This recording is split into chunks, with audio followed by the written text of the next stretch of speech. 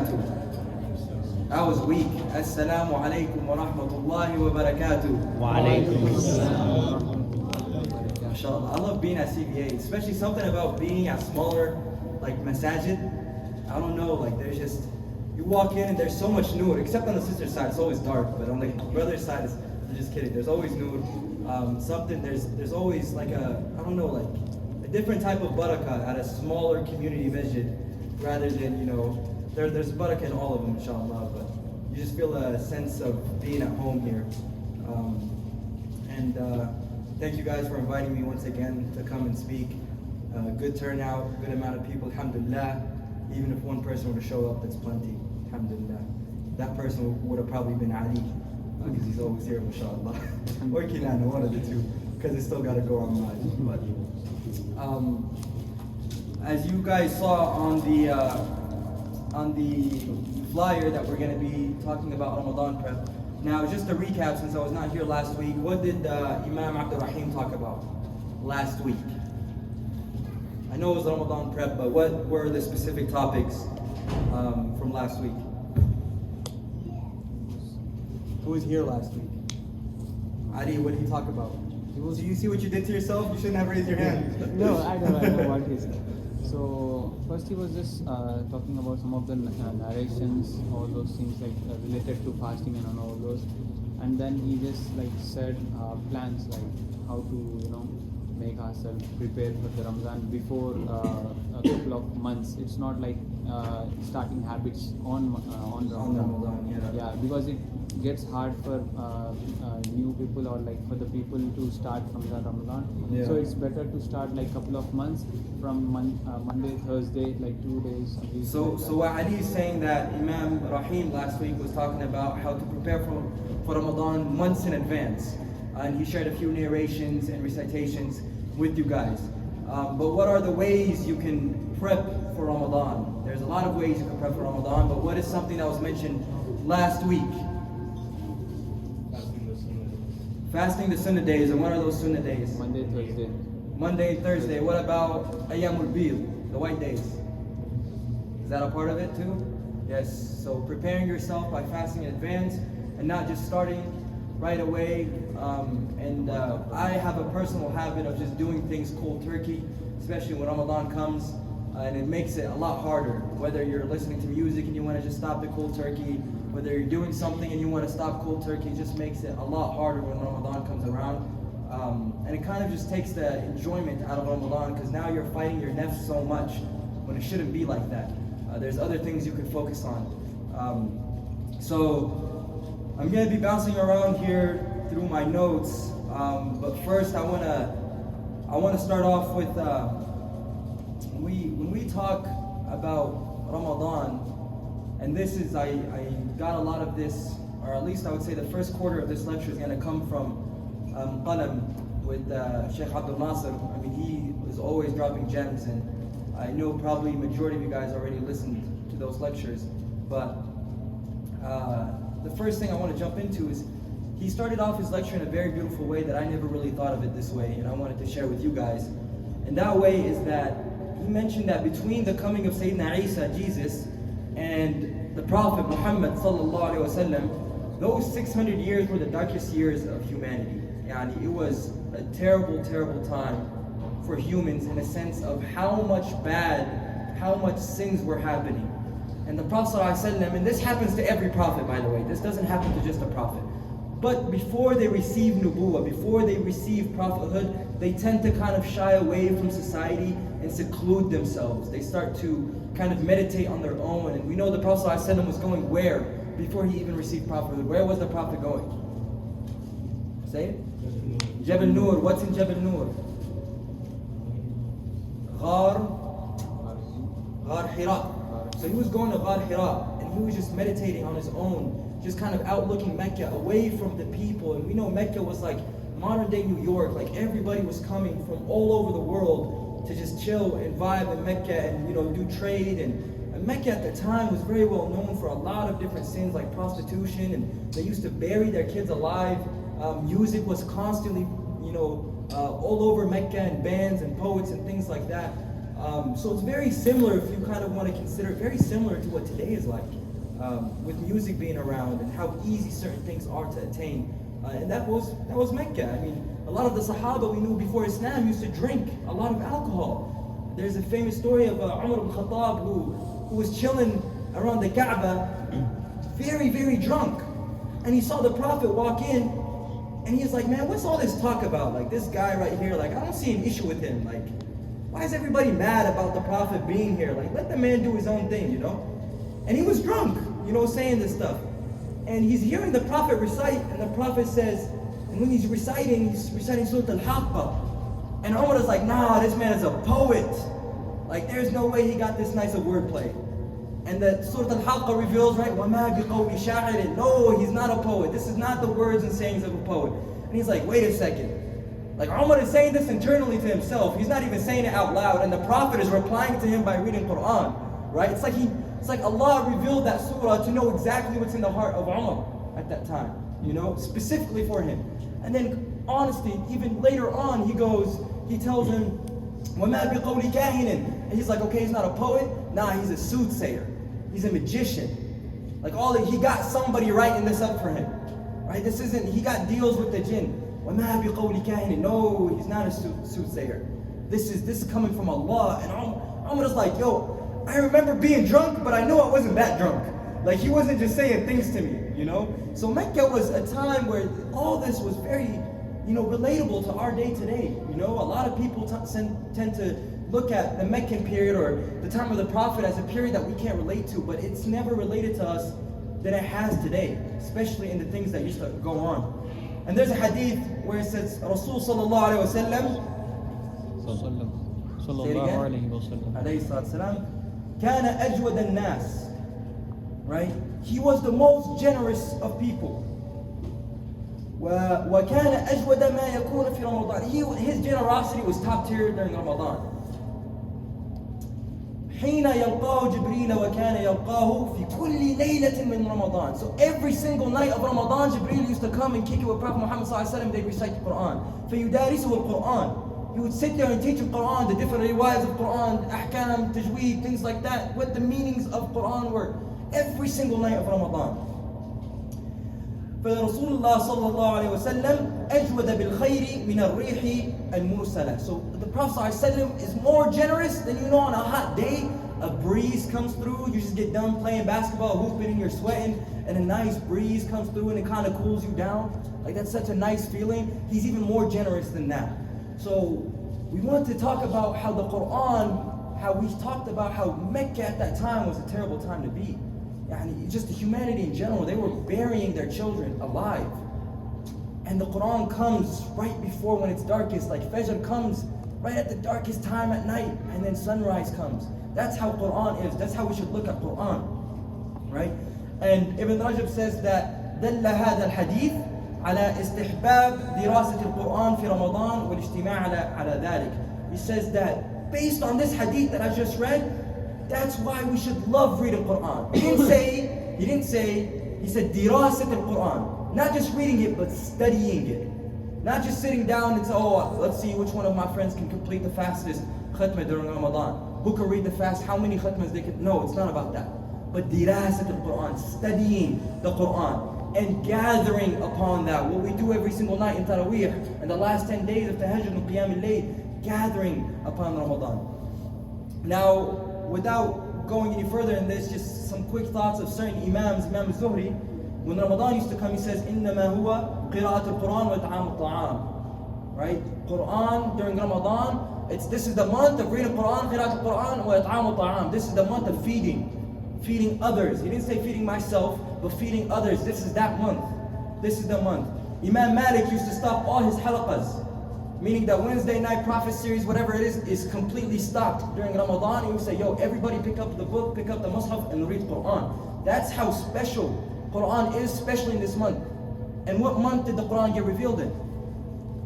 Ramadan, right? So, obviously you guys can tell where we're leading with this lecture here, and it's going to be about reading Quran in Ramadan. Now, what are some goals? How can you what are some goals that some of you guys set for yourselves during Ramadan? Feel free to blurt out on either end. What are some goals? Let's take one goal from the sisters. What are some goals you set in terms of reading Quran in Ramadan? Anybody want to share from the sisters? Sister Maryam, where's she at? Hey, tell me one goal that you like to set for yourself. Now don't show off now, we know you're good at it, but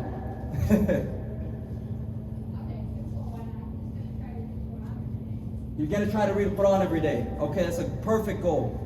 Anybody else from the boys? I need one from the boys. 5 pages personally. Every single per salah. 5 days per salah. So that leaves it to how many pages a day? 25, right? And then how many juz'as, or how many pages are in a juz'ah typically? About 21, 22. So that means that within 30 days you should have the Quran finished, right?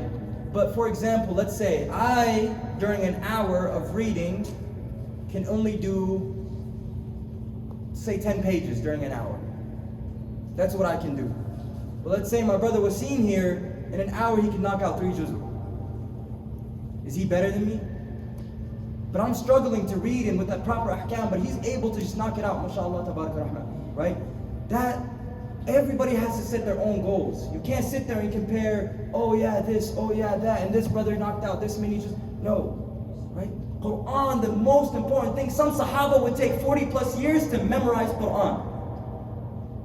40 plus years to memorize Quran. Mufti Hassan Kamani says that he totally disagrees with putting kids in Quran school at 7 years old. He disagrees with it.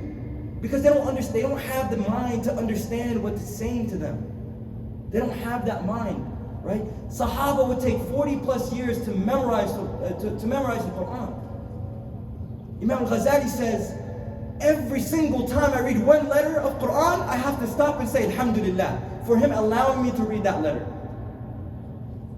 You see how the perspective and the mind changes when you get into this aspect of gratitude? That, yo, I have to read Quran. No, I get to read Quran. Yo, I gotta go to work. No. I have a job. I get to go to work. Yo, Ramadan's coming. I have to fast. Yo, Ramadan's coming. I get to fast. A whole different mind change, a whole different perspective when it comes to that. And there's a famous hadith that is mentioned, and sorry if I butcher this, but al-mahiru bil-Qur'ani ma'a safarat al-kiram al-barara. So the one who's proficient of reading Quran, he will be with the angels and the righteous. The one who is what I say? He's what with the Quran? Proficient, meaning he reads it very well. Okay? But listen to this next part. وَالَّذِي يَقْرَأُ الْقُرْآنَ وَيَتَتَعْتَعْ فِيهِ وَهُوَ عَلَيْهِ شَاقْ لَهُ أَجْرَانِ. So the one who reads Quran, but struggles with it, struggles in a sense that it's hard for him to read. He might not be an Arabic speaker, and he might not have learned to read when he was younger. And if she struggles with reading the Quran, said the Prophet said, lahu ajran, double the reward of the one who's proficient and knows how to read it very, very well. Why? Because he's struggling to reading the Quran. Some of us it comes easy, some of us it's harder. Some people it's easier to memorize the Quran, some people it's harder. Everybody excels at different things. My mind might work in a mathematic way, but somebody else's mind works in a memorization way. Somebody else's mind likes to visualize and more hands-on. Everybody's different, right? But as long as you're putting in the effort. Think about this. Islam, let me put this in perspective. All right, you're at uni or school or high school, middle school, whatever it is, Crescent View Academy. You got Miss Maryam as your teacher, right? And Miss Maryam is giving you the curriculum. She's teaching you. You got the homework, but you come in at the end of the week, you submit the homework, and you get it all wrong. Miss Maryam is going to give you an F for getting it all wrong. I'm not saying she's that mean of a teacher. She's not like that. But any other teacher in uni, same deal. If you don't turn in your homework, you're not gonna, oh yeah, I tried, but it's whatever. Or maybe you might have studied all night and the test comes and you got test anxiety and it's just, you fail. You still get the F, don't matter how much effort you put in. Islam is the only religion that values effort more than the outcome. The only system on earth that values effort more than the outcome. What do we know about when you sin? You constantly sin. But then what are you doing? That effort to repent. The effort to repent. The effort to come to the masjid. The effort to come to this type of halaqah. The effort to fast even though it's hard for you. You're at school, you got You got exams, you got other things, and everybody around you's eating in the cafeteria or at work, and there's these social outings and things like that. It's tough. But Islam is the only system on earth that values effort. There's no other system on earth that values effort like Islam. That bases results, that bases your final destination based on the effort you put in. It's all based on the effort that you put in. So that's the beautiful thing. So the Prophet is telling us that when you're putting in that much effort, when you're doing that much effort, and that kind of effort is you get double the reward because you're struggling with reading Quran. Now, what are some goals or some ways we can get closer with the Quran in Ramadan, even outside of Ramadan? What are some of those goals? Go ahead and talk to your partner next to you. Sisters, talk to the sister next to you, and just for 1 minute, talk to each other about what do you guys think is ways you can reach these goals. Whether you want to read a page every day, whether you want to read 5 pages per salah, how do you want to get closer to the Quran? Go ahead and speak. I want to see this real quick. Inshallah, I would like yeah, inshallah, I mean, like, I'm planning to spend myself just with Quran. Just like as my screen time goes regular 8 hours a day, at least 7 to 8 hours a day. So as from the next time of the Ramadan, not from the Ramadan, just like a day from now, inshallah, as when my heart desire, when I decide to get my phone, I just get my Quran and then just read it. If I have my assignments, then just do my assignments. As soon as I finish, take my Quran back again. I mean, this Ramadan I'm trying to finish at least once. I didn't say get up and get snacks. I said talk. Inshallah. And what about you guys? For me, wallahi, it's similar to yours. If I'm not doing something I need to be doing, like working or sleeping, I'm gonna make it my goal to be. All right, minutes up, minutes up. As much as possible. Inshallah. Minimum. Gather back up. Like, I 12. wish I had that wine glass, you know, the thing. But instead, I'm gonna do this. Be obnoxious with it. So, I want 2 from the sisters and 2 for the boys. Let's start off with the boys. I saw this group up here talking. What are ways you're gonna reach your goals? How are you gonna reach your goals in terms of reading Quran in Ramadan? One of you guys go ahead and speak. So, inshallah, as like I use my phone regularly a lot, so instead of like whenever my heart desires like to get my phone, I'll just swap it. I'll just switch to Quran all the time. So Brother Ali here is saying I use my phone too much. He's saying I use my phone, and I feel you on that. I use my phone too much, so therefore, is that recording? Yeah. Okay. Yes. Sorry, it just popped in my mind. But so they're distractions, literally. So therefore, I realize my distraction, so I'm gonna put it away because I use my phone too much. That's one thing. Give me one other thing from the brothers. If you have a lunch break, you don't need your lunch break. Perfect. If you got a lunch break at school or you got a lunch break at work, you don't need your lunch break.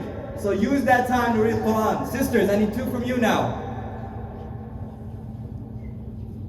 So y'all didn't talk about anything.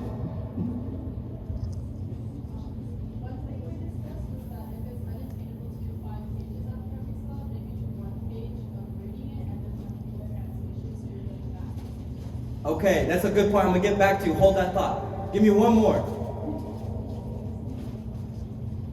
Yes, sister.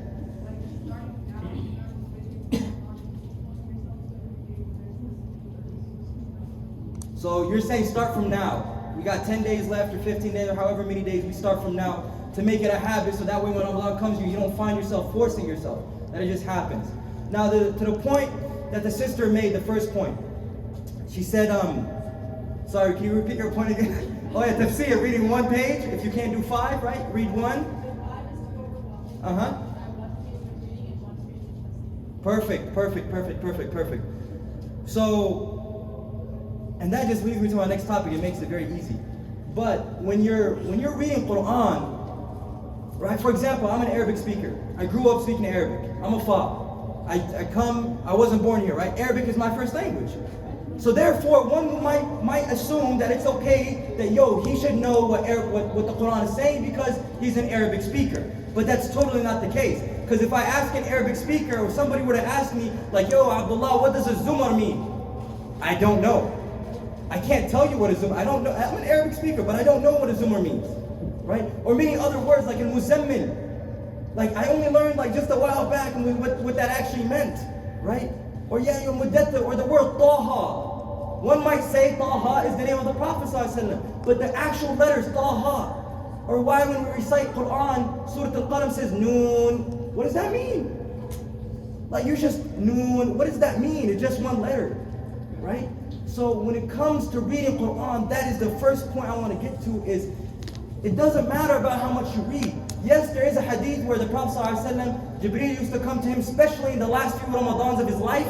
He used to read Quran multiple times through Ramadan. He would finish it multiple times. So that's why we get the idea of khatma. That's where we get the idea of that we finish the Quran, the recitation during Ramadan. But that's not the case. It's man yatadabbar. What does the word yatadabbar mean? What does that mean? Ponder. What's that? Ponder. Ponder, reflect on what the Quran is saying to you. One of the, I forgot who told me, I think it was Sheikh Shams maybe. Rabbi Yudhika bil Khair. But Sheikh Shams was saying, yo, like, when you're reading Quran, that's Allah talking to you. But when you make dua, you're talking to Him. Like that beautiful relationship between you and Allah when it comes down to Quran. And one of the two things we do the most during Ramadan is Quran and dua. Consistently. Like, especially the last 10 days, man, like, winter comes and the Shaykh is standing there for longer than the whole prayer of Taraweeh, like making dua, you know? And you're like, man, when's this guy gonna finish? But like, I mean, you don't even know what he said. Well, at the end of it, you're just lost, you know? But that's the beauty of it, that beautiful relationship. So here, Mufti Kamani from Qalam, he spoke about etiquettes of Quran. The etiquettes of Quran. When we talk about etiquettes, what does the word etiquette mean to you? In Arabic, it's adab, right? Manners, etiquettes. But what does it mean to one of you guys? Go ahead and blurt it out, raise your hand. Sisters, feel free. They probably know etiquette better than we do, but let's take an answer from the sisters. What does etiquette mean to you? Not just in reading Quran, but in anything in life.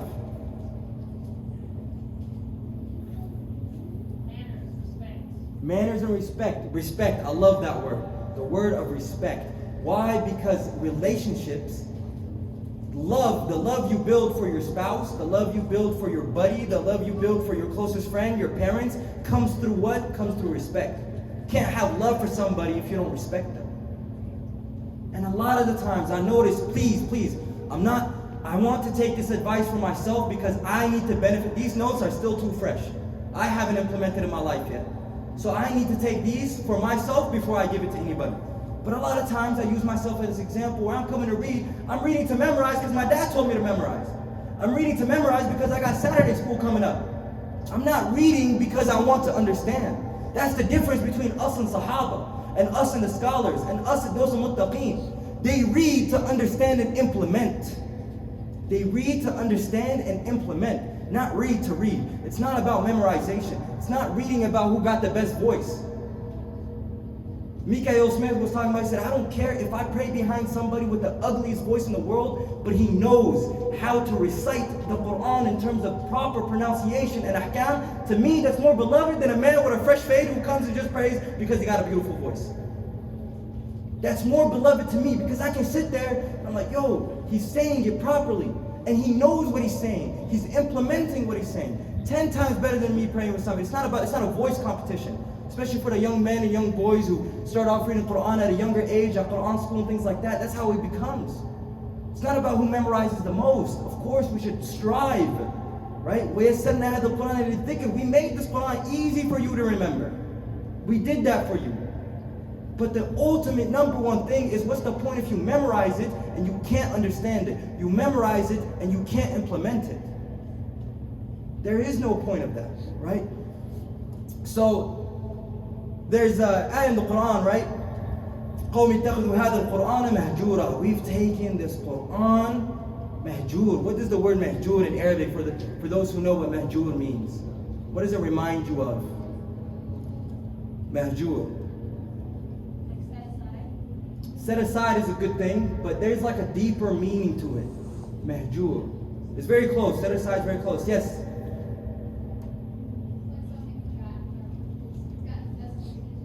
Ooh, dusty. I like that word. Someone forgotten and gotten dusty over time, right? Mahjur in us, for Libyans, we say mahjur, like don't go to that house. Hosh mahjur, it's haunted.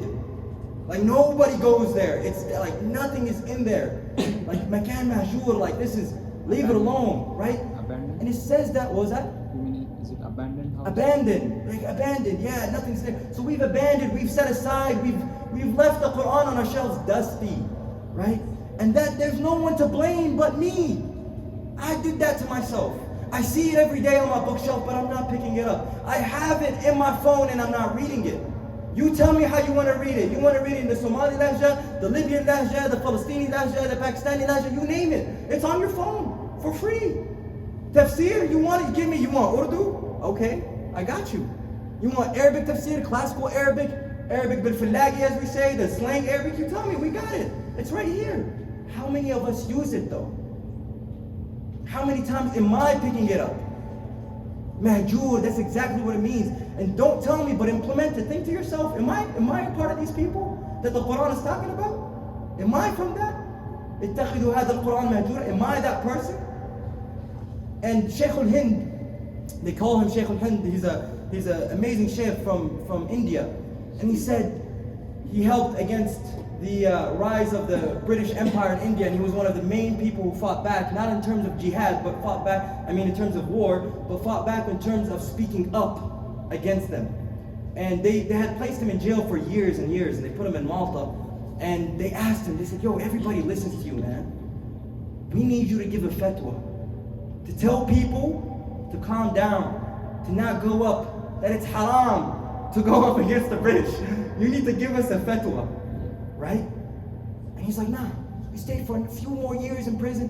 He comes out. He went to jail when the Ottoman Empire was still at its peak and the British Empire was barely coming up. He comes out and the Ottoman Empire is no longer a thing. Like a whole shift. He went from a Muslim caliphate to, the British just taking over everything. And he was like, yo, he's like, I know exactly the reason for this. I know exactly why this is happening. No matter what sect of Islam you believe in, no matter what sect, no matter what shaykh, what madhab, whether you're Maliki, Hanafi, Hanbali, Shafi'i, it doesn't matter. There's one thing we all agree upon, and nobody can tell you otherwise. And what is it? Sure, La ilaha illallah, but what is it? What's the main thing? The Quran. Quran. That doesn't change between madhab to madhab. That doesn't change between sect to sect. That's Quran. We all agree upon the Quran. That's one thing we can all agree on. But if we're not picking it up and agreeing with it and realizing it and studying it and reading it, how can we agree?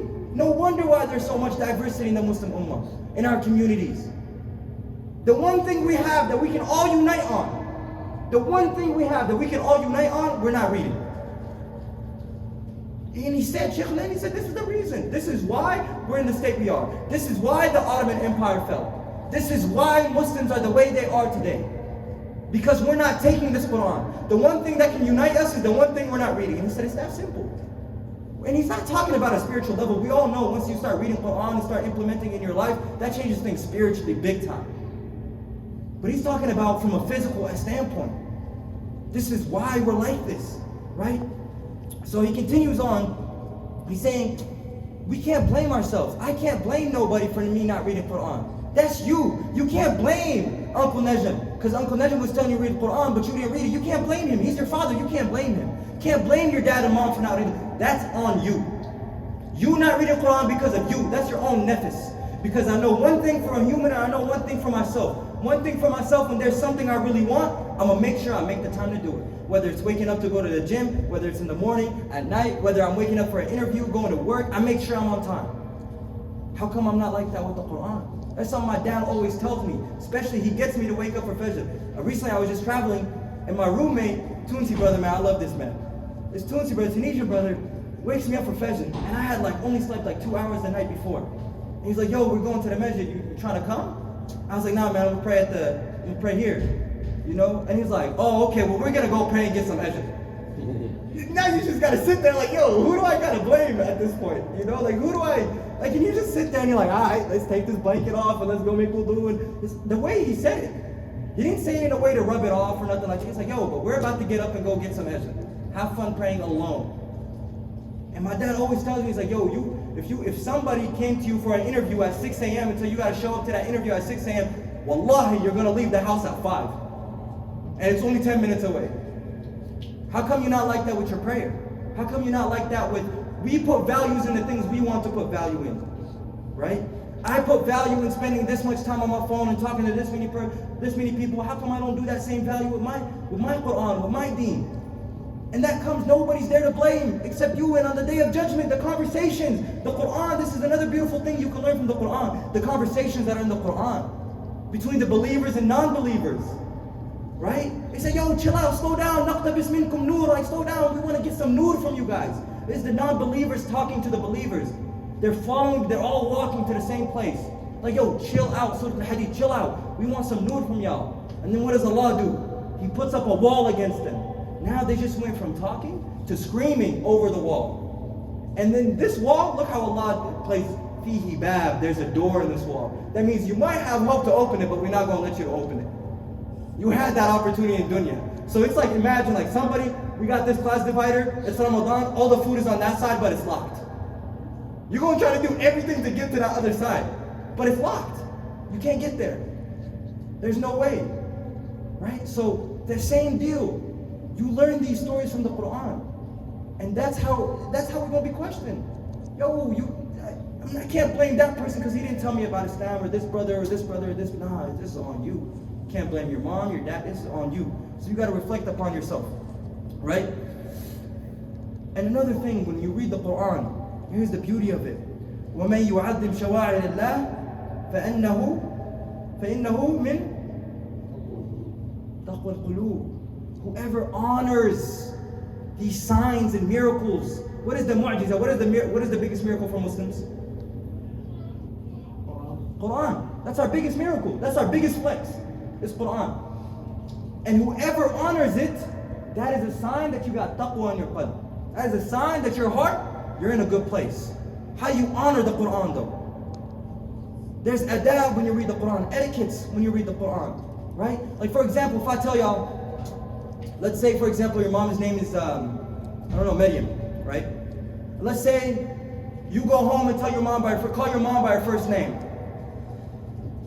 And you go home and you call your mom by her first name. Is it haram to do that? Is it haram to call your mom by her first name? Versus opposed to saying mama, is it haram? I see some people shaking their heads, some people saying no. No, it's not haram. There's no hadith that says you can't call your mom by her first name. But go ahead and go call your mom by her first name and tell her Abdullah said to slap you too while you're at it, because you shouldn't do that. There's adab. There's etiquette. There's adab when you speak to your mom. Right? Ah, mama. Hey, ummi. You come to talk to her in a specific way, in a specific manner. Right? So there's Mufti Kamani, man. May Allah bless this man. May Allah bless all our scholars. This man said something very beautiful. He said there's naql wa aql. What does naql mean? What does naql? To act like someone. No, naql. Like inqal, Abdul Hadi, inqal hadi telephone, whatever. Like take it, inqal. Like it's like Abdul Hadi tells me something and I immediately go and repeat it. Naql. And there's aql. What's aql? Intellect, your brain, right? So if I tell you to go tell your mom by her first name when you go home, right? That you just use naql. So therefore you're a naql head, right? You're a knucklehead, right? Because you didn't use your aql at this point. You're just a knucklehead, right? You need to, instead of just taking things, whatever you hear it, and repeating it, use your aql, use your intellect. Use your intellect in this sense, right? So, when it comes down to, and we mentioned, the sister mentioned the respect, right? When you respect the Quran, that's how you gain love to the Quran. For example, let's take an example. Brother Kinana, you teach swimming lessons, mashallah. Let's say I just wanted to learn swimming right now at my grown age at 23 years old. It's going to be hard for me. Very difficult for me to learn swimming. Why? Because now I got to stay afloat. I'm trying to struggle hard to breathe. Water is getting in my ears. It's hard for me to learn swimming at this age. It's going to be a struggle. But people be like, yo, like swimming is so therapeutic, dude. No, I'm struggling, bro. Like I can't breathe. And you're telling me it's therapeutic. It's hard. It's hard. The kid was like, yo, kick your feet. I'm kicking my feet, bro. Keep your knees straight. Mind your business. Like, no, it's hard. It's not easy. It's not easy to do that, right? But then once you master it, you're like, yo, this is calm. Now I want to go swim. This is therapeutic. This is how that relationship is with the Quran. Anything you start, a new job, whatever the case may be, right? Even on your way to be a teacher, your first couple years might be a little bit tougher, but after that, it becomes easy. It's secondhand nature. You know how to teach now.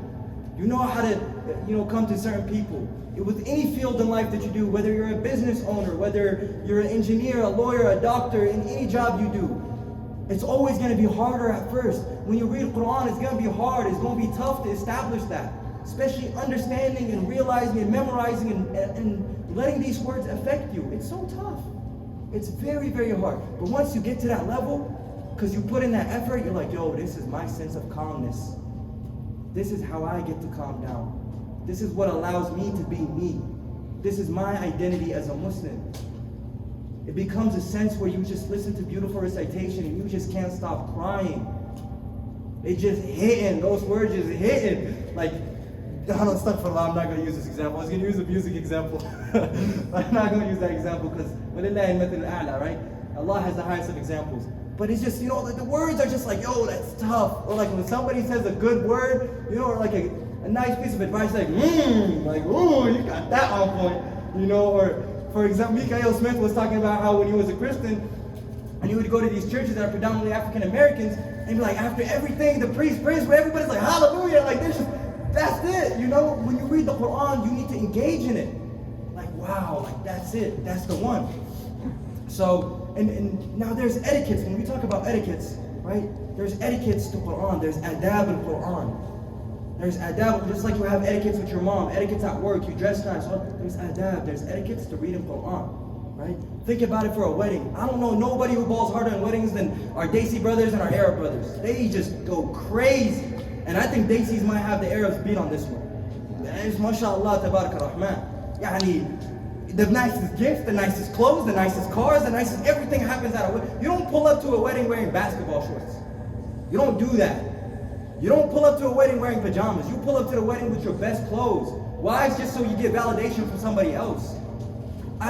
Humans, there's nothing, they compromise in so many, I compromise in so many things. I'm willing, the bar's low, but when it comes to a wedding, I'm dressing. I'm wearing my nicest clothes. And everybody can relate to that. Whether you got the red bottoms or whatever the case may be, that nice cologne, this whatever Gucci bag, whatever the case may be, you're wearing it to that wedding. You might buy things just for a wedding. You're buying suits just for a wedding. You're buying dresses and scarves just for a wedding, right? How come we compromise? That shows that us as humans, we're willing to do things for the things we put value in. But where's the adab when it comes down to Quran? How about, where is that? And I remember when I was younger in Quran school in Masjid Golden, there was a Mauritani sheikh. And we'd walk around holding the Quran like this, or we'd just be chilling like this, or sometimes stuff like we put it on the floor. And he would yell at us. Like, yo, why is this guy tripping, man? Like, so what? It's like, nah, a student of knowledge, when they're reading Quran and they're walking on their right hand right here over their heart. That's the etiquette of Quran. That's the etiquette of Quran. You don't put it on the floor. You don't sit there and read on the floor. You don't sit there and read facing the opposite side of the Qibla. Or, I have a habit of this, chilling there right before I go to sleep. Alhamdulillahi Rabbil Alameen Ar-Rahman. My dad comes in and yells at me every single time. Like, what are you doing, man? You're reading the words of Allah. And this is how you're treating it? The least you can do is just pull your legs in. And you're sitting facing away from the Qibla. The etiquettes of the Prophet ﷺ, that wasn't how he used to deal with Quran. That wasn't how that Quran was recited. Why are we like this when it comes to Quran? With everything else, we perfect our form, whether you're at the gym, whether you're in front of a professor you love, or whatever it is, you sit nice and straight and you don't pick up your phone and all this stuff. Why not with Quran? How come we're not like this with Quran? So there's this, where is it? One of the Sahaba was talking about the Prophet ﷺ. He says, أن يكون القرآن أن يكون القارئ. Oh no, this is a alim. Sorry, this is a scholar saying this. أن يكون القارئ على الوضوء. So the first thing, take notes. First thing, pay attention to this. القارئ يكون على الوضوء. The reader who's reading Quran should have wudu. أن يكون القارئ على الوضوء. So write that down. And أن يكون واقفا على هيئة الآداب والسكون. He sits right with a good posture when he's reading Quran. He's not slouched up like me on bed. No, he sits up with a proper posture. And ويكون على السكون, calmness. He's calm, he's relaxed, he's chilling. He's not stressing about other things, right? مستقبلا القبلة. He looks and faces the qibla. He's facing the qibla, whether he's reading at home or anybody else. مستقبلا القبلة, facing the qibla, right? متربيا برأسه. His head, where? To the ground. And this is something beautiful I just learned the other day, is when you're standing up in salah, what's above your heart? What is it? Huh? Your head. Your head is above your heart. When you make sujood, your heart is where? Equal with your head. But when you make sujood, what's above your head? Your head is right here and your heart is a little bit elevated. And that is the closest you'll ever be to Allah. So when you're reading Quran here, مُتَرَبِّئًا بِرَأْسِهِ, he's calm, he's chilling, and his head is down. He's not worried about what's going on, right? غَيْرَ مُتَرَبِّعًا وَلَا جَالِسًا عَلَى هَيْئَةِ التَّكَبُّرِ. So, غَيْرَ مُتَرَبِّعًا. What's مُتَرَبِّع? What does that mean? Is it crisscross applesauce? No, مُتَرَبِّع is not crisscross. This is مُتَرَبِّع. When you're reading Quran like this. This is مُتَرَبِّع. He shouldn't be مُتَرَبِّع like this, with your legs kicked out, reading Quran. No, sit right, sit upright, face the qibla, right? Like we said, mustaqbil al-qibla. And he's not sitting in a manner of takabbur. His chest ain't out. Oh, look at all these people looking at me. I don't come. Yes. But he's not mutakabbir, meaning he's not reading Quran just so other people say, yo, look at Shaykh Abdullah reading Quran. Look at him, man. No. His head is down, reading Quran, and tawada. All that kibr and arrogance in him is gone. Right? It's completely out the way. So there's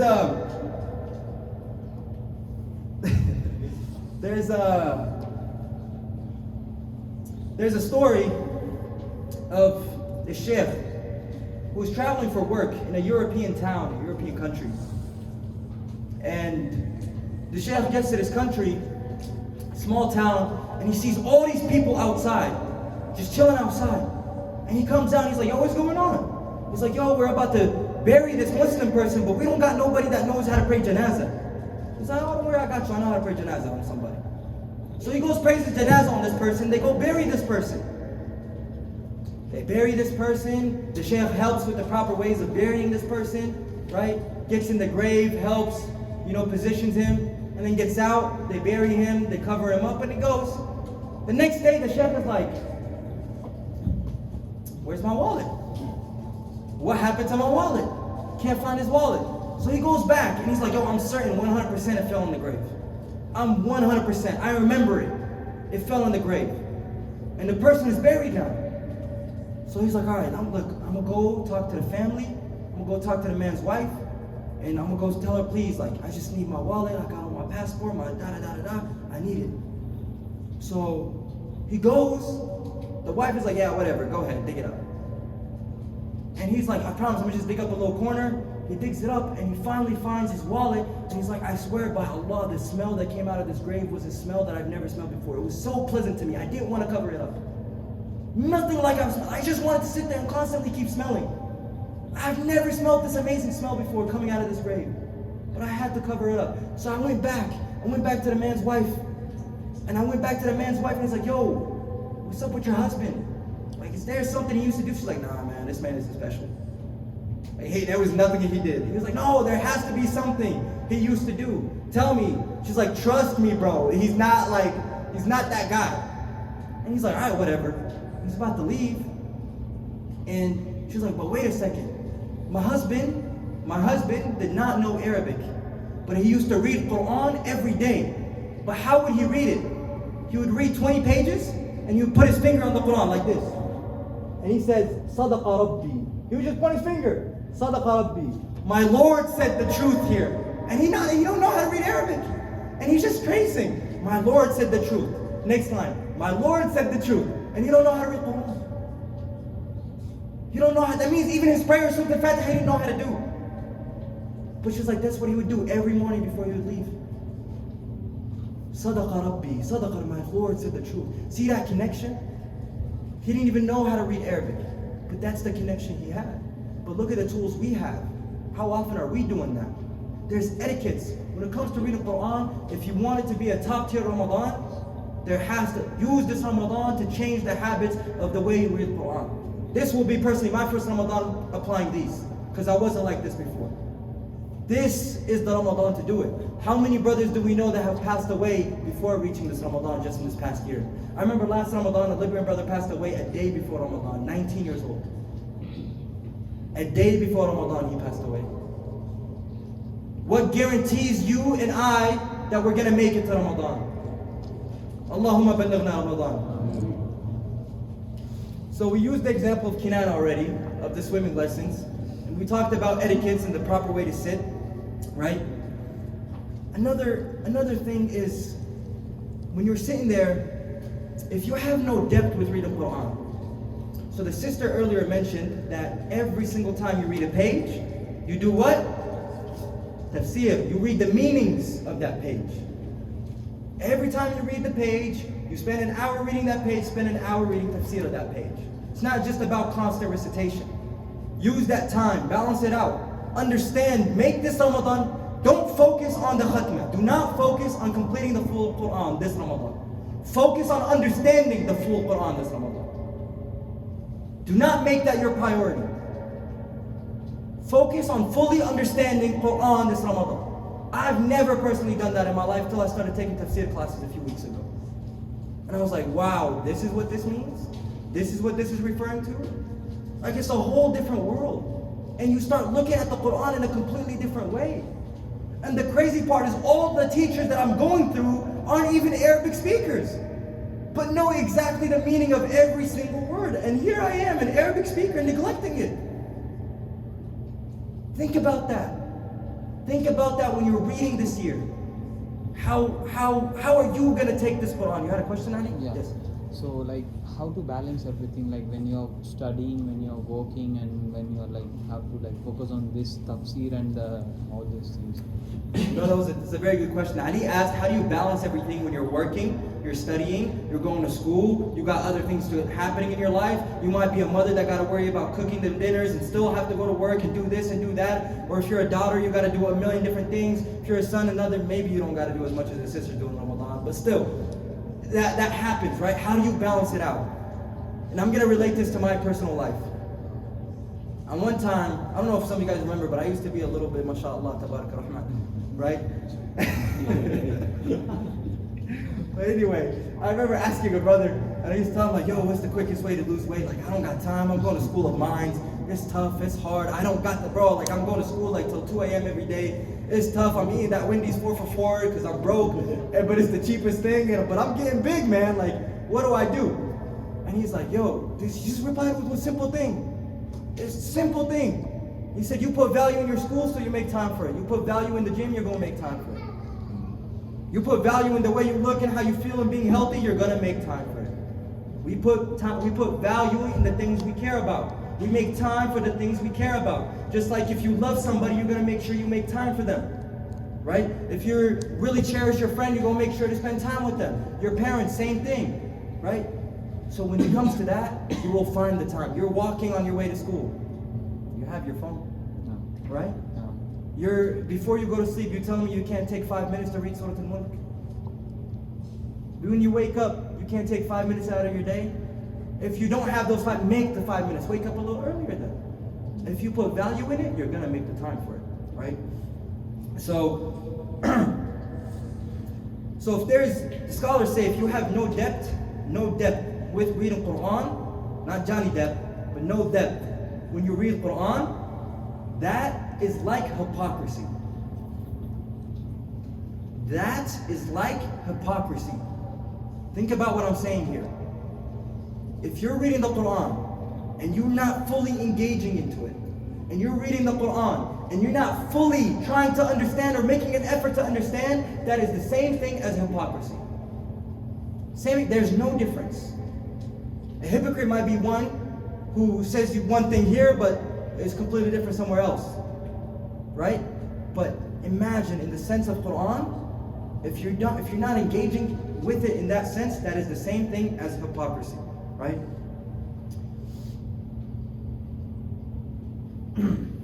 Now also, this relates to it. Reflect upon the words and have a conversation with the Quran. How do you have a conversation with the Quran? We said the Quran is the way Allah speaks to us, but how do you have a conversation with the Quran? Yes? You got an answer? Dua? With dua? Yeah, actually with dua. But how with dua? How do you have that conversation with dua? While reading the Quran. Can you make dua while reading the Quran? Yes, no? Uswa, you're like up and down, left and right, circles. So, the Prophet ﷺ, when he reads Quran, right, and he stops at an ayah, what do we read? What is the second surah we read in Salah? Al-Fajr. Surah Al-Fajr. What is the last ayah? The last two ayahs? Huh? فَادْخُلِي فِي عِبَادِي وَادْخُلِي جَنَّتِي. وَادْخُلِي جَنَّتِي. Right? Take a minute and say, oh, Ya Allah, bless us with Jannah. Move on to the next ayah. When you read a surah of Adab al-Nar, Ya Allah, please, Ya Allah, I seek refuge in you from Adab al-Nar, from Jahannam. The Prophet, when he used to have that conversation with the Quran, when he would come across an ayah that talks about punishment, when he comes about with an ayah that talks about Jannah, or about those who are muttaqeen or ulul albab, and those who are amazing and smart and righteous, say, Ya Allah, please make me one of those. The Prophet, the best example, the best human being to walk on the earth, he would say, Ya Allah, please arzuqni al-Jannah. Oh, you got Jannah al-Firdaus promised for you. Why are you still saying this? This is how you have that connection, engage in the Quran. But you can't do that if you're not understanding the words. So the step before it was understand the words of the Quran. The step after is once you understand, engage with it. Reflect upon it, right? And the last thing, and this is the hardest thing for everybody. Well, maybe not for everybody, but crying. Crying when you read the Quran. Soften this that's in here. Soften it. It's not, don't let anybody tell you you're not a man if you cry. Bro, I've cried so many times in front of so many people, it's ridiculous. Why are you laughing, Idris? Because he's seen it, he's seen one of those times. But that's the thing with Quran. And Dr. Haifa Yunus, who knows Dr. Haifa Yunus? You guys know who Haifa Yunus is? No? She's like one of the best women scholars we have today. Please search her up, Dr. Haifa Yunus, she's amazing. And she says that if you don't know how to cry when you read, fake cry it. Fake cry. Make yourself fake cry when you're reading the Quran, right? You gotta find a way to get into it. And usually, I'm not saying this is the case for everybody, but usually, ibadah, acts of worship start in what? Start in riyah. Starts with riyah, and then ada, and then it becomes ibadah. What does the word riyah mean? Huh? Show off, right? Show off. Imagine, it says that ibadah starts with showing off. Yeah, he's coming to do lectures because he thinks, maybe he might get a wife or something. Showing off, that's what it starts with. That's how it begins. He's only going to Umrah just to show everybody on Instagram that he's at Umrah. Right? He's only doing this because of that. That's how it starts. Riyah. It starts as a riyah. It's okay, it might be a bad thing, but you start doing this so much just to show off that it becomes a ada. It becomes what? A habit. It becomes a habit. You're reading Quran at Saturday school because everybody around you is reading it. You're not doing it you're reading it because everybody around you. But then now Saturday school is becoming a habit. Going to the masjid is a habit. You come to Wednesday lectures because all the homeboys, homegirls, the sisters, the aunties, everybody coming to pray. We're come to the lectures. So you start showing up. But now it's become a habit. It's become an ada. But after it becomes an ada, so we said the first level is what? Riyah, which is? Show off. The second level is? Ada, which is? Habit. The third level, it becomes what? Ibadah. You started off showing off, you made it a habit, but now it's an act of worship for you. It's like a missing piece out of your life. And when you ask, why am I doing this? Right? When you sit there willingly, yourself, willingly yourself ask, why am I coming to the halaqah every Wednesday? Why am I reading Quran every Wednesday or every Saturday in class? Why am I praying? Why am I praying a sunnah? Right? That's the beginning, the scholars say that's the beginning of your journey to being a student of knowledge. When you start asking why willingly, you're like, yo, why am I actually doing this? When you start asking why, right? So, riya, ada, and then ibadah. It starts off as showing off, and then it starts off as a habit, and then it goes into what, sisters? Ibadah? Yes, thank you. Right? And then you finally reach the level of ihsan. What is the 3 levels? I don't know how to word this. What are the 3 levels of, let's call it being a Muslim? What are those 3 levels? Sisters, give me the first level. Huh? One more time. Islam. But what is Islam? Perfect. She knows what I'm talking about. 5 pillars. Okay, Sister Maryam. What is the next level? Iman. How many pillars are Iman? 6 pillars. So the first level of being a Muslim is just what? Islam. That's your lowest level. See how we drop our bar too low? That's the lowest level, Islam. Next level, Sister Maryam said, Iman. 6 pillars to that. Right? Now what's the difference? What are the 5 pillars of Islam? We all know this, but I want to hear it. First one. Huh? Shahada. Okay, and then? Salah. Siyam. Zakat, Siyam, and Hajj, right? Those are the 5 things that are physical that you have to do as to be a Muslim. Physical, 5 things. Physical, think about it this. Islam, 5 physical things, right? Shahada, you have to physically say it. Not physically, but you should physically say it. Next thing is Salah. You have to physically perform Salah. Zakat, you have to physically take out money and give Zakat. Siyam, you have to physically fast. And spiritually as well. And then Hajj, for who can. And you have to physically go perform Hajj. Next level is Iman. Iman pertains to everything what? Belief, spiritual. Right? Spiritual. Now what are the 6 pillars of Iman? آمنت بالله وملائكته وكتبه ورسله واليوم الآخر والقدر. MashaAllah. He said, Amantu billah, I believe in Allah. And the way I was taught is you believe in Allah, He's the Most High, right? Allah's word goes to who? Goes to the angels. The angels, what's that word that the angels have? What is it? Revelation. Revelation, kitab, kutub, right? You believe in the books. The books are given to who? Rasul. The prophets. The prophets warn you about what? Day of judgment. And they also warn you about, tell you about Good and bad. good and bad, al-qadr, the unseen, destiny, free will destiny, things like that. So those are 6 levels of Iman. Now, but you're still not that top level Muslim. What's the top level Muslim, Sister Maryam? No, because I don't. If I say sisters, everybody stays quiet, but you're the only one who answers. Ihsan. Now, who can tell me what ihsan is from the boys? Ihsan. What is ihsan? You can't answer. Sorry, uncle. What is ihsan? Sisters, you guys have 10 seconds to steal it from the boys and make them embarrassed. Yes. It sound like some sort of jewelry, like pearl. It's not a jewelry or pearl. Perfecting. Gratitude. Perfecting or gratitude. No, sisters, take it, steal it.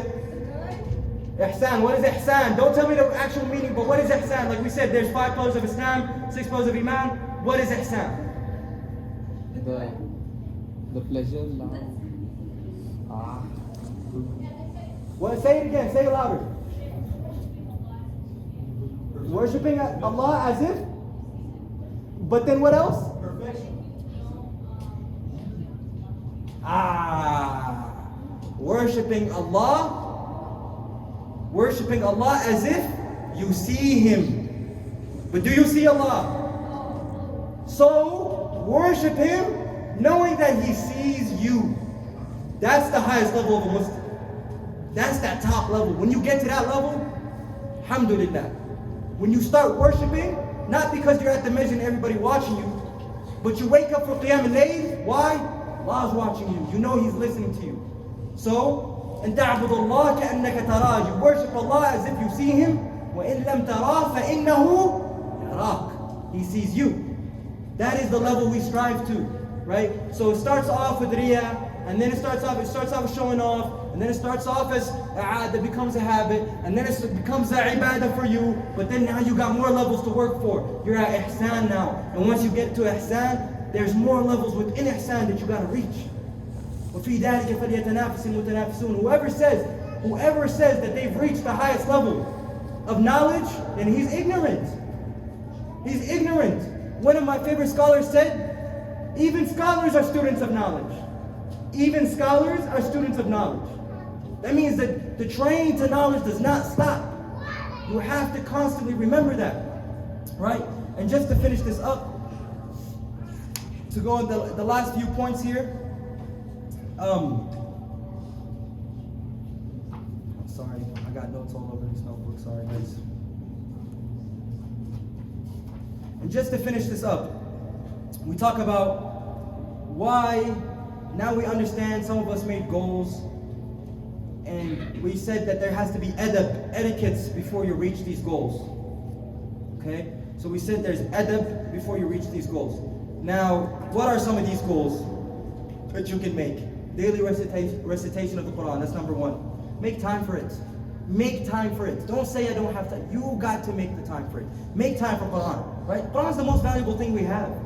The gems that you can find in the Quran, the respect that the Quran deserves, nobody else in this world deserves it. The respect you should have for Quran. So daily recitation of Quran, right? Second thing is, when you recite your Quran, try your best to engage with it emotionally. Let those words hit. Let those words come right here. Feel every single word when you read Quran. Okay? Third thing is use your imagination when you read Quran. Seriously, use your imagination. When it's talking about hell and heaven, try to imagine those things. وَلَهُمْ جَنَّاتٍ. And think about hell and the punishments of hell. Imagine those things. Use your imagination when you read Quran. That is a perfect way to get closer to the Quran, to engage with the Quran, right? And fourth thing is, use all the resources you have available. Please use all the resources you have available. You have Sister Maryam, go to her. You have Sheikh Shams, go to him. You have this scholar. YouTube has a million different scholars. The Qalam app has a million podcasts. There's so much you can do when you come down to reading Quran. The resources are there. Allah is going to question you. I gave you this book, why didn't you use it? Nah, I used it on Instagram Reels. I used it scrolling and this and that. Remove the distractions. When you read Quran, remove the distractions around you. Focus on ikhlas. Focus on seriously sitting there and being sincere. This, throw it across the room, turn it off. It's okay. You don't need it for 5 minutes, 10 minutes, 15 minutes, however you decide to read. Throw your phone across the room, turn it off, put it on Do Not Disturb. Leave it, put it away from you. Remove the distractions. Focus on reading Quran. That is the number one thing that I feel like stops me personally from engaging fully with Quran. I'll start, Alhamdulillah alladhi anzala ala abdi thing. Oh yeah, we're going out tonight? Okay. Anzala ala abdi al-kitab wa lam yaj'alu thing. What did I gain out of that? Nothing. Absolutely nothing. And you start to love the Quran when you start realizing that it's a form of ibadah. It's a form just like salah, when you worship, that is a form of ibadah. When you give zakat, it's a form of ibadah. When you make some form of ibadah. Right? The Prophet ﷺ, think about this. How many times do you think the Prophet used the miswak? The miswak. Who knows what the miswak is? The pilu? The branch? How many times did he use it through the day? I'm going to take one guess from the boys, one guess from the girls. Boys first. Before every salah he used to. He said before every salah. Okay? Girls. Sisters. Yes. 5 times a day? That's the number we set it on. So basically the same answer. He said before every salah, you're saying 5 times a day. Okay. Aisha radiallahu anha said that every time he walked in the house, he used the miswak. Every time before he slept, he used the miswak. Every time after he ate, he used the miswak. The Sahaba said when he was in the market, he would use miswak constantly. At the masjid, after and before every salah, miswak. Before he'd make dua, miswak. He used the miswak so much. Why? Because he knew and understood that revelation, the first door, the first mouth that enters in this dunya is his mouth. He wanted to be prepared. Angels do not like what humans dislike. So, did I say that right? Do not like what... Basically, angels dislike what we dislike. That's the proper way. Meaning that what's usually food that causes a bad stink in the mouth? garlic, onions, right? Garlic and onions, right? Angels dislike that too. So when you come up and pray, watch yourself. Angels dislike, or if you just got done to the gym or whatever and you sweating, do not go to the masjid and pray, bro. You stink. And some brothers, astaghfirullah, some brothers come to the masjid, I swear to God, you smell the stink in the carpet from their socks. It's terrible. It's bad. But have that etiquette. I was laughing. You experienced that before? You put your head on the carpet and you can't even subhanallah be allowed now. Oh, you can't even focus no more, astaghfirullah. It's it's hard. But this is the etiquette. There's etiquette to even come into the masjid. There's etiquette. The Prophet used to use miswak because he understood that Quran is coming through him. He's the first door. His mouth is the first door through this dunya that the Quran is going to come in. So he wanted to make sure he was prepared. Even on his deathbed, he was using miswak. On his deathbed. The son of Abu Bakr, Abdullah ibn Abu Bakr, passes by and he locks eyes and he's like, I was so shocked. He's sitting there and he's having sakarat al-maut. He's zoning in and out from us. 1 minute he's with us, 1 minute he's unconscious. But when he wakes up, he's using it. Because he wanted to meet, that was his connection with the Quran. He made sure he had the etiquettes. He made sure that he had a clean breath. He made sure he dressed nicely. He made sure that when he's reading Quran, he's facing the Qibla. He made sure he wore his best of clothes, not reading Quran in his PJs. Is it haram to read the Quran without your scarf, sister? No, it's not haram. But how hard is it to just throw it on as etiquettes, adab? It's not hard. Boys, is it hard you're wearing shorts, reading Quran? How hard is it to put on some sweats? Forget the sweats, put some nice jeans on, something. You're reading Quran here, put a thobe on. Have some etiquettes when you read Quran, face the Qibla. Throw this away, you don't need this. Leave it. Have those etiquettes. And I ask Allah to make us from those who love reading the Quran. And I ask Allah to make us from those who appreciate Ramadan and use it to the best of capabilities. And I ask Allah to make us from those who reflect tadabbur on Quran, who sit there and read Quran and actually implement it in their lives. Hopefully, I can take this and use it and implement it in my life, and inshallah everybody else can too, and can too. If anybody has questions, Ali, I saw you had raised your hand. If anybody has questions from the brothers and sisters, please feel free to ask, inshallah. Alhamdulillah, wassalatu wassalamu ala rasulillah wa ala alihi wa sahbihi wa sallam. Also, etiquettes, manners of, just real quick, I'm going to go on a quick tangent. Manners of learning ilm. Youth group boys, hey, listen to this, because y'all do this the most. Etiquettes of learning knowledge. When the person who's teaching you is done, you don't get up and leave. Take a minute to sit with your friend and reflect on what you learned.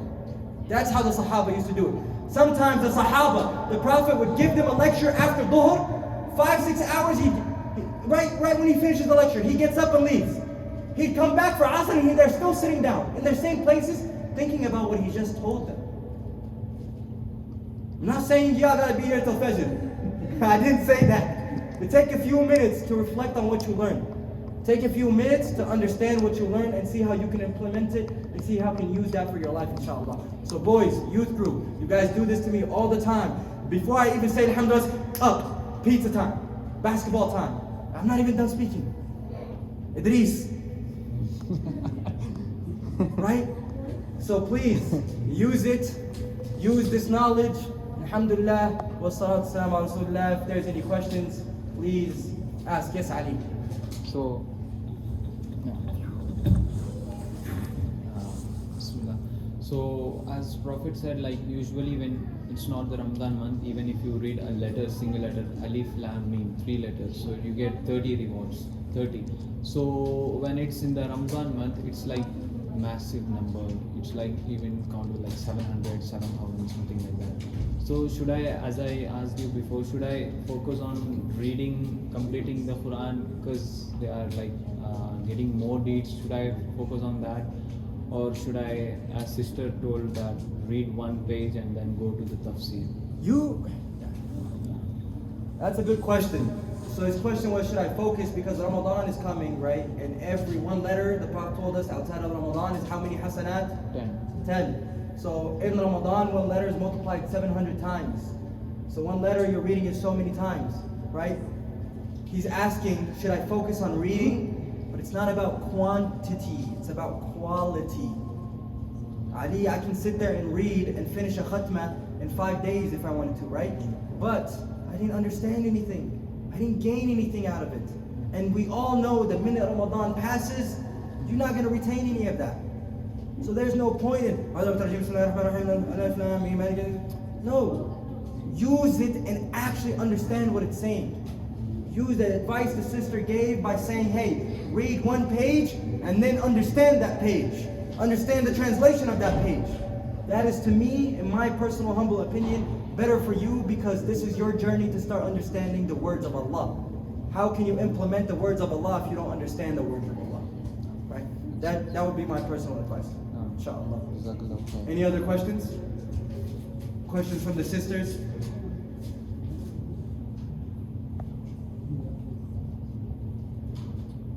What's good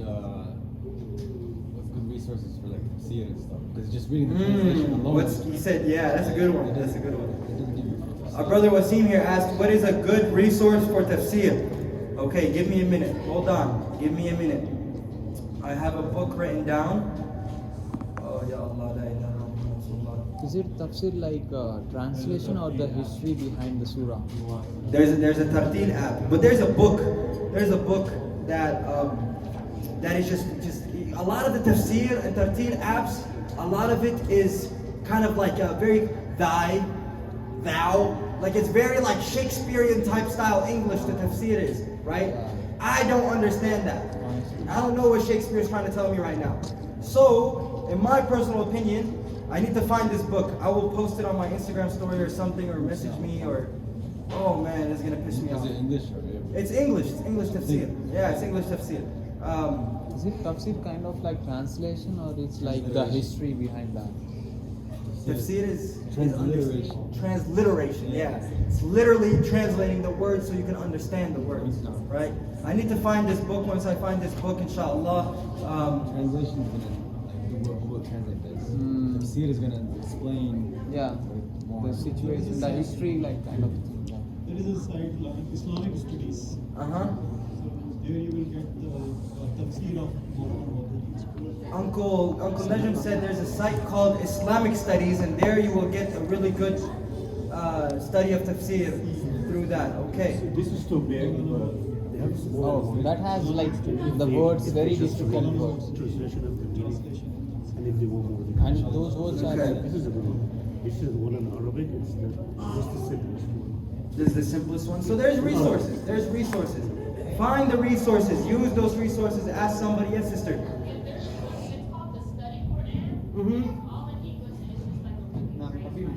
There we go. Our people are dropping gems. Our brothers are bringing the whole bookshelf, mashallah. So there's resources everywhere. Kinana's laugh gets me every time. Did somebody ask a question or what, online? Yeah. Yeah, what is so, couple things. is listening to the Quran is same as reading? That's a good question. Listen to this one. Question was asked online through IG. Is listening to the Quran the same As reading? as reading the Quran? What do you guys think? As you just... Why is it not the same?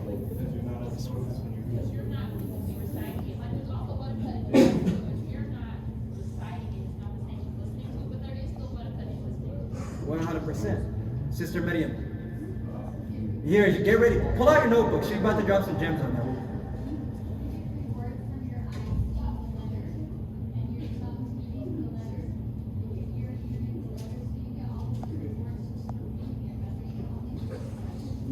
Now. So she said you get reward from, rather than just listening, you're only getting the reward of listening. But when you're reading physically enunciating the letters, right? Even when you touch the Quran, even when you're listening to your own recitation, there's all barakah and blessing into that. So I would definitely recommend read the Quran if you can. There should be no excuse to not read the Quran. There is a million different ways and languages and tafsirs and everything that you can that makes it simple for you.